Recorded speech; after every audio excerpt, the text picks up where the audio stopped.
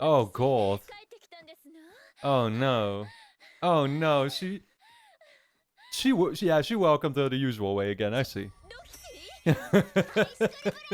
Well, time to blast out another window, I guess.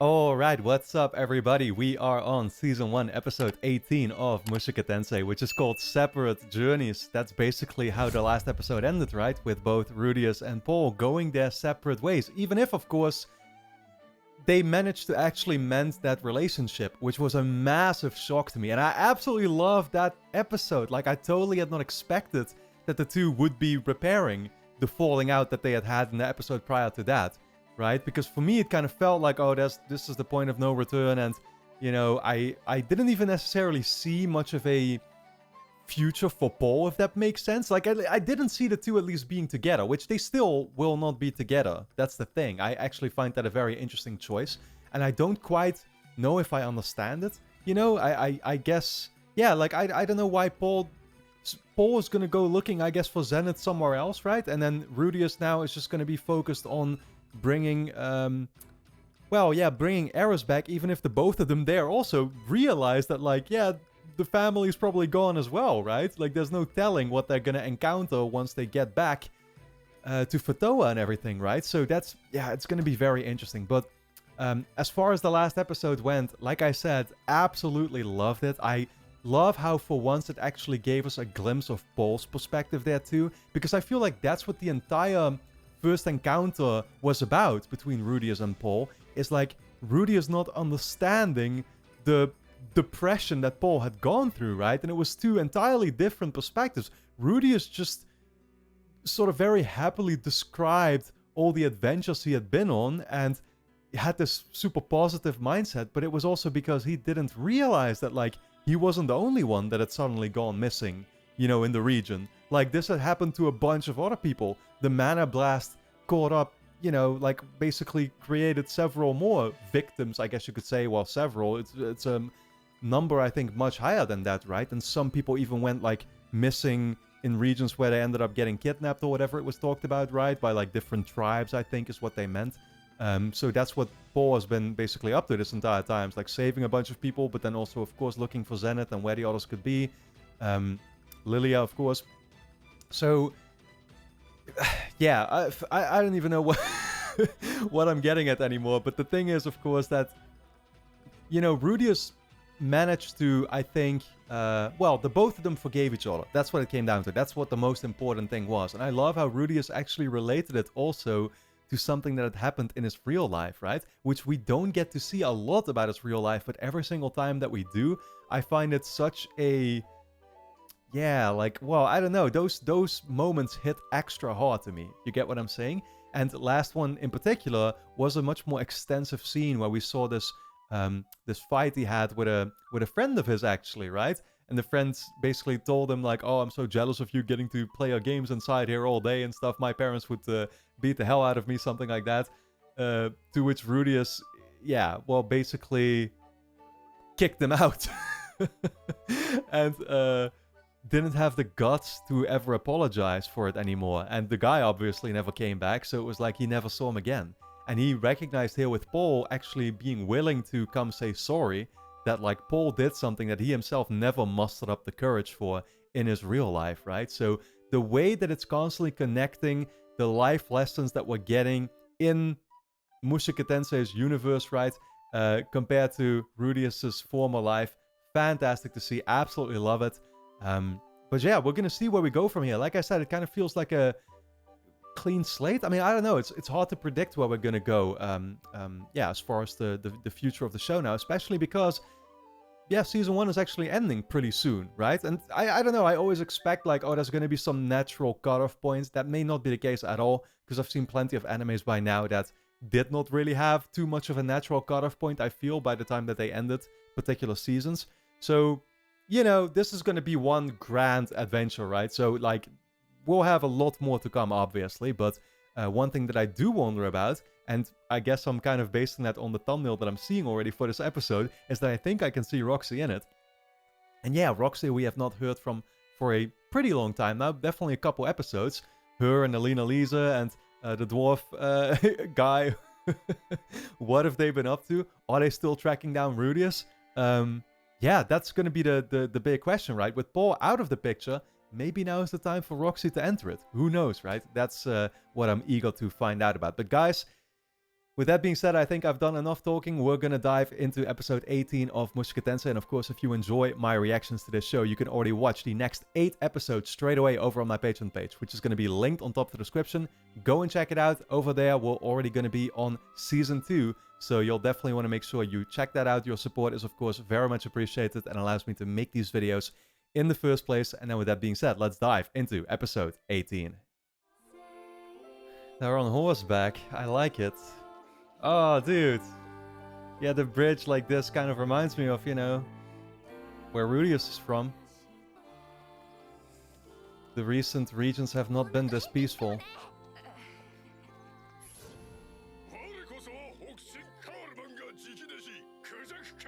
Okay, Auber. What is about? I have no idea what you're trying to request. Is that a battle? Okay, like a sparring session, I guess, maybe? Or, okay. Oh. Fucked him up majorly. Well, you're dealing with a spirit there, my guy. He thought of himself as quite something.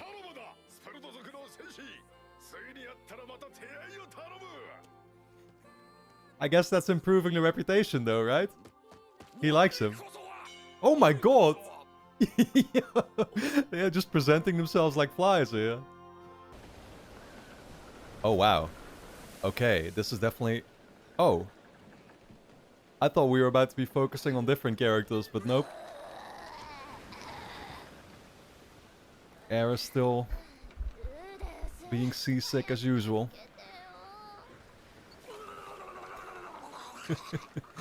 I think he needs his own help right now.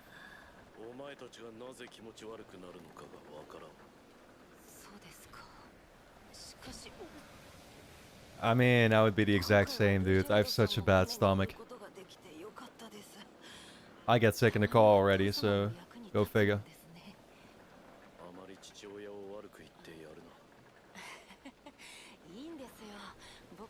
I mean, in the past it was pretty easy to speak badly, you know, of him, but I've kind of come around from that myself.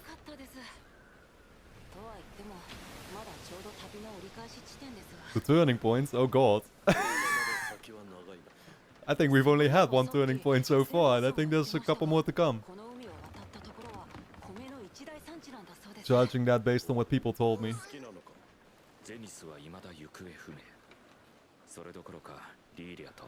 Yep.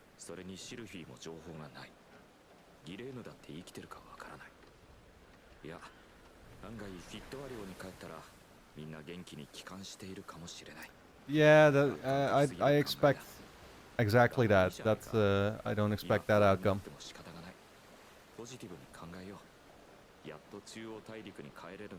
Then again, I will say that I've been pretty terrible making predictions about this show, so who knows. She's not in the Chiron Kingdom, though. Yeah, damn. I mean, he might arrive there, realize she's not there, and then she's gonna show up regardless or something. Oh shit, here we go.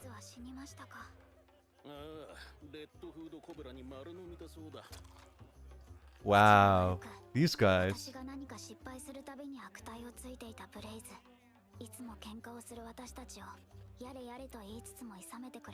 Wait, we're talking about the kid that Rudius kind of got killed? Is this the same horse guy? I guess it is, right? But, oh god. Yeah, don't say that. Aura. But doesn't this mean that she actually went the other direction again?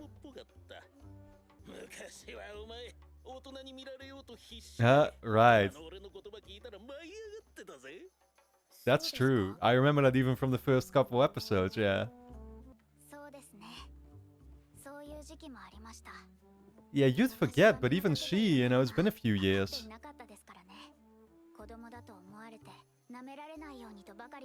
Right.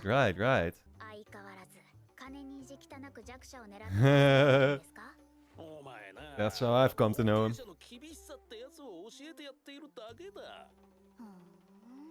Wow, giving them a reality check, yeah.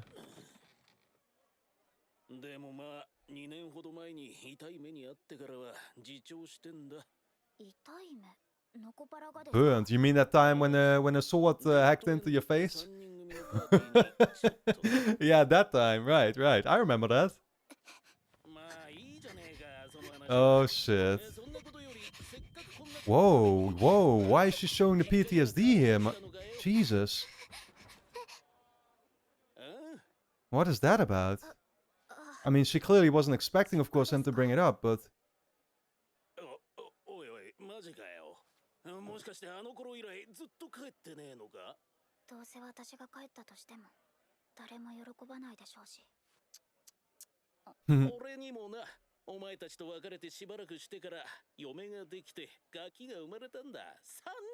Okay.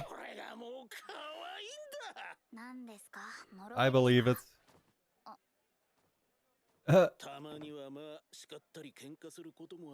What is he trying to tell her?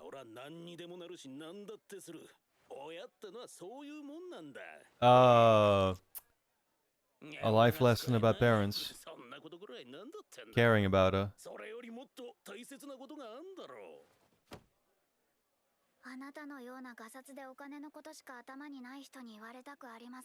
Damn. Yo, where's the rest of the party though? Alina Lees is probably off somewhere doing what we know she does. Well, in all fairness, in his way, he gave her a nice speech about, yeah, going back, right? Doing the right thing. I actually appreciated that. Wow, she went back here, dude. Damn, so Roxy is not meeting back up with Rudius anytime soon. She's made a whole different trip suddenly.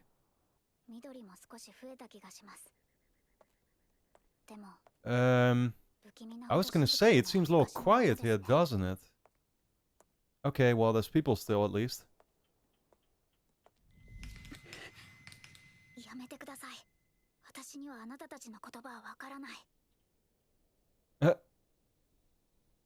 They're not saying anything, though. Is she, like, afraid what they're gonna think of her?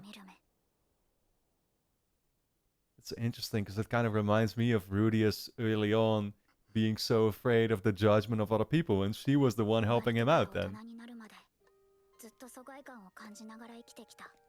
Alienation.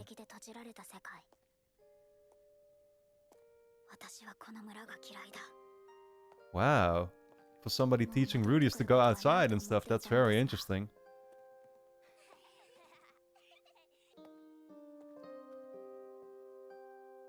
Drawings.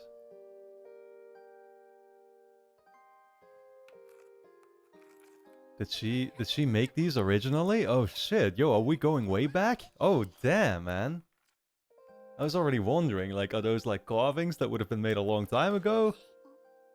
Honestly, I thought they were probably gonna be recent, but nope.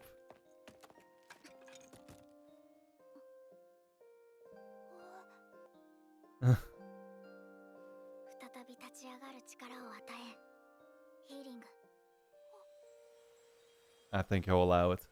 What just happened? Oh, okay, that's her doing it, literally. Okay. I thought somebody appeared behind her, but... Healed him up. Well, at least the kids like you.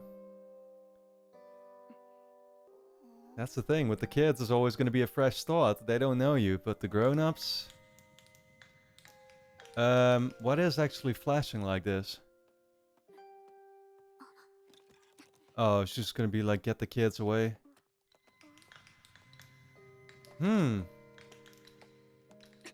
That looked like she was like ready to say thanks or like extend her hand basically, right? Literally. Roxy is taking it all wrong though.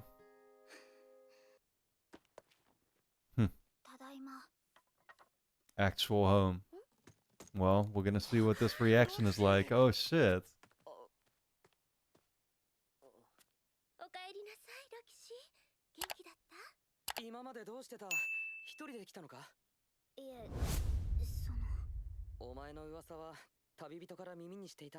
Yeah, I myself am kind of wondering what happened to your crew and stuff. That mission sure was very fruitless, though, now that I think about it. It's like interesting how she gave up altogether on tracking Rudius.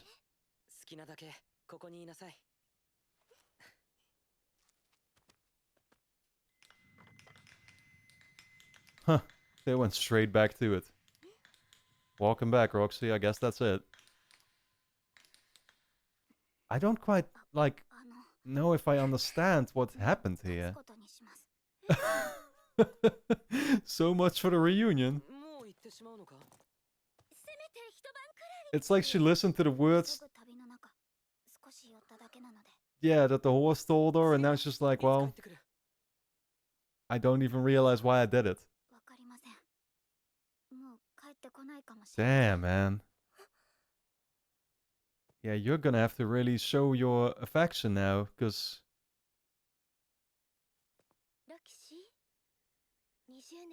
Damn.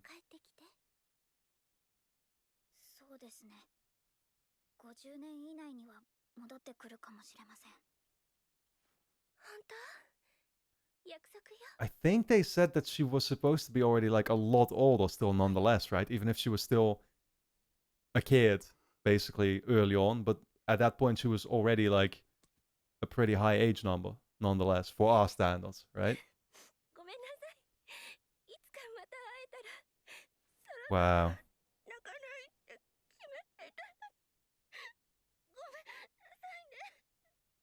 This is once again a very unexpected episode, man.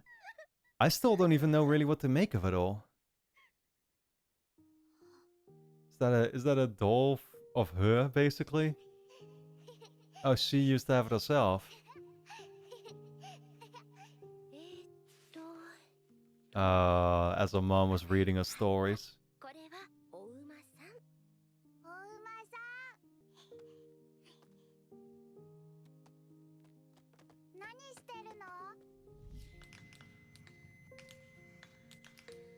What the? Oh shit.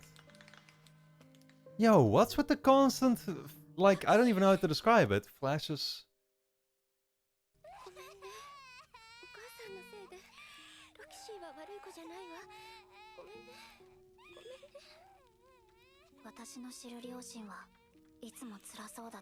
Yeah, something is going on, but it was out of their control, apparently.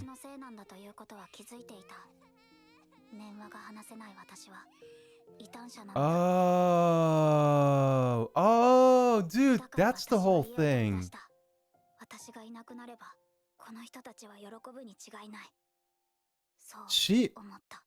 They are all telepaths, but she isn't? She can't do it? That's very... Oh, wow, so that's how they communicate. So she technically doesn't speak that language. That's super interesting. Holy shit, I hadn't fucking realized that, but... The telepathy was mentioned, I think, by the horse guy earlier. I didn't know what to make of it. Damn.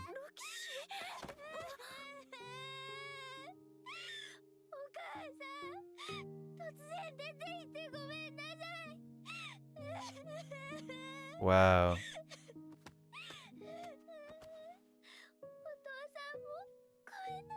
It all makes sense now, man. That's why that was so... That's why we didn't see any of them talk and stuff, right?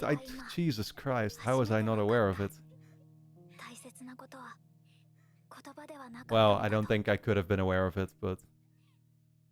Yeah, words don't matter. It's that family bond. You're still gonna have it regardless. But does she, like, see the flashes when she knows that, like, people are, like, talking telepathically, but she can't, like, make sense of it? Is that something she sort of envisions? Or how should I put... I don't even know how to describe it.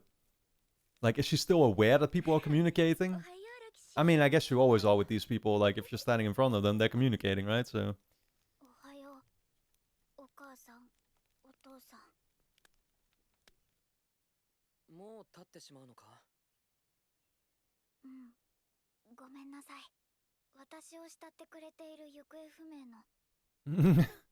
My missing apprentice.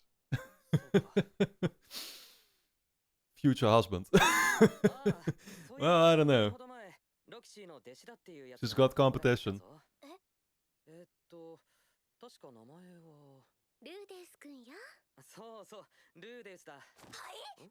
Uh, oh shit.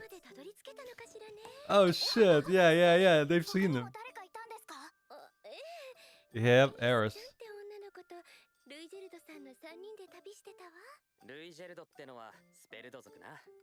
Oh shit, and she's terrified of those.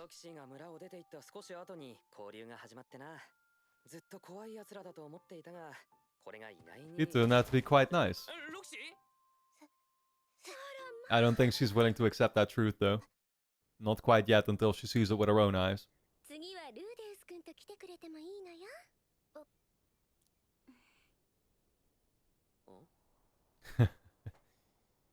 I was gonna say, is she saying what I think she's saying? I think that's what the dad is thinking as well. That's how he's supposed to act.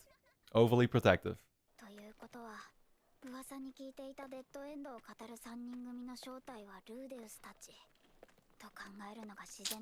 Yep. So she wasn't aware of that at this point yet, I guess, right?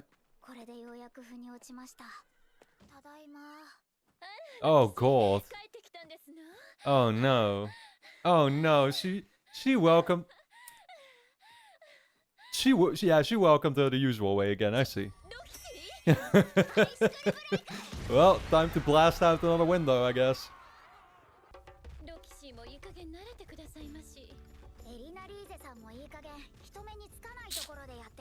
Yeah, some privacy, you know?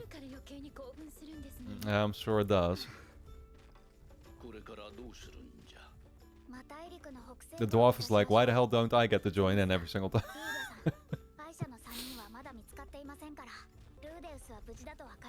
Okay, so he's no longer the priority. Interesting.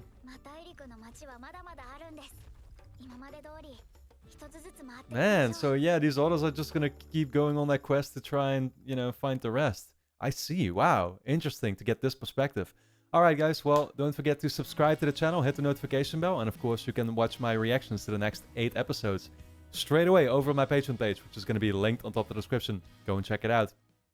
Yeah, dude, show just continues to surprise me, and I absolutely love it. So where we started off the episode with a couple of minutes there, just seeing what, you know, Rudius and the team were up to, which, you know, for now, yeah, not a lot of progress is made. I mean, they're on the ship. They of course battled some guys, I guess, Spot, I should say, and therefore improved, I think, Rudius' reputation, or at least the Spurt's reputation with the guys here too. So that's nice. It's like, I mean, it's exactly what they've been wanting all this time, right? But it's not really leading anywhere yet.